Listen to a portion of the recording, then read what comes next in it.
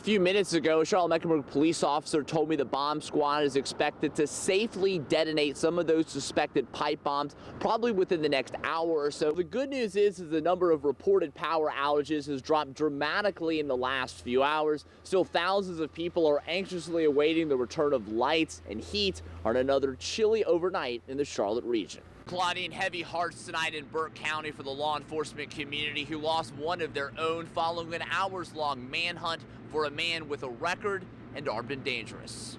That determination to find the bad guy was just relentless, and I love him for that. Wearing a symbol in honor of his fallen friend, McDowell County Sheriff Captain Ricky Crisp's heart was heavy Thursday. He made my job a lot easier. The captain trained the then young McDowell County Sheriff's deputy in the late 1990s, time in which he saw tremendous promise and potential in Jason Crisp.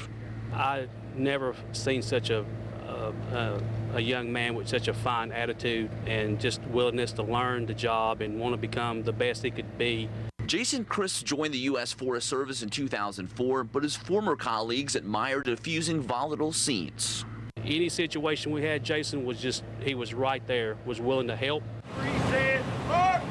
The sheriff's captain took part in a special processional Thursday afternoon where nearly 100 law enforcement vehicles across the state paid their respects to the U.S. Forest Service officer killed Wednesday in the line of duty along with his canine dog.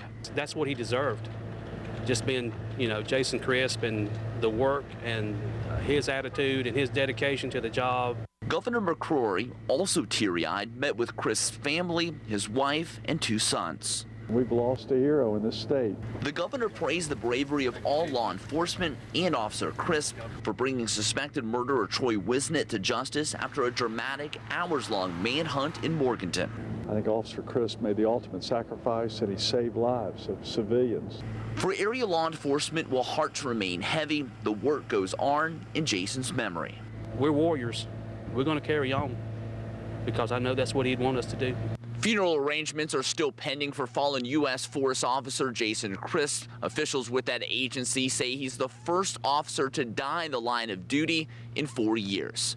Reporting in Marion and McDowell County, Brad Broders, Time Warner Cable News. This is still a very active crime scene and investigation at this hour as Huntersville police look for clues and stunned neighbors deal with the aftermath of a rare act of violence in these parts.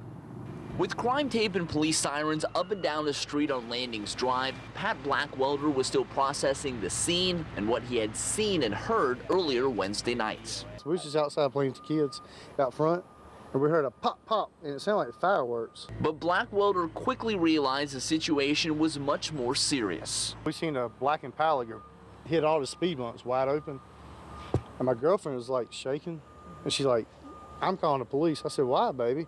So that was gunshots. The witness rushed 100 yards or so to find what he described as a Hispanic man shot in the head and stomach.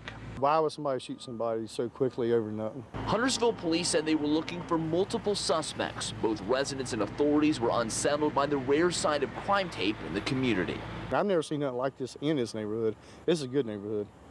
It's right beside Burkdale Village, the lake. It's very rare. This is the first case we worked as a homicide in over 2 years. So it's rare to Huntersville. And Huntersville police right now are working on getting a suspect vehicle description, the identity of that victim, and whether or not he lived in this apartment complex. Indian Trail's mayor, council members, and residents were fuming afterwards. The town hasn't held an official meeting since January, and the town is looking into legal options if this boycott continues, so the town of Indian Trail can continue official business and budget planning in the weeks ahead. After waiting and waiting, Tuesday night's Indian Trail Town Council meeting ended before it could even begin. We do not have a quorum. The meeting will be canceled. Audience members were there for a public hearing, only to never be officially heard. Government cannot stop. It has to continue. Residents were supposed to speak on a proposed 350-unit apartment complex to go on this land on Plyler Road. A lot of it has to do with the traffic, overcrowding. Those against the apartment complex proposal said they wanted to go on record to ask Indian Trail leaders to slow down and let Indian Trail's infrastructure catch up to what's already been built. We need to take care of the growth that has already happened beforehand so that it can you know, live and prosper and get around. But that hearing never happened, with these 2 seats visibly empty. It's time to put their big boy pants on and come do the job. Council members Gary Savoy and Gordon Daniels sent a letter asking for an interview process to fill a vacant council seat. Both were on the losing side of a 3-2 vote in January to appoint runner-up David Drays once the seat became open in February. They're elected to do the people's business, and they're not doing it. Now, more waiting and potential legal options await for the town council if Indian Trail cannot get a quorum at their scheduled April 8th meeting. It's, I want to do it my way or the highway. It's exactly what's happening, and we have to stand up. Now tonight I tried reaching out via email and by phone to council members Gary Savoy and Gordon Daniels. I've yet to hear back. Reporting live in Indian Trail, Brad Broders, Time Warner Cable News.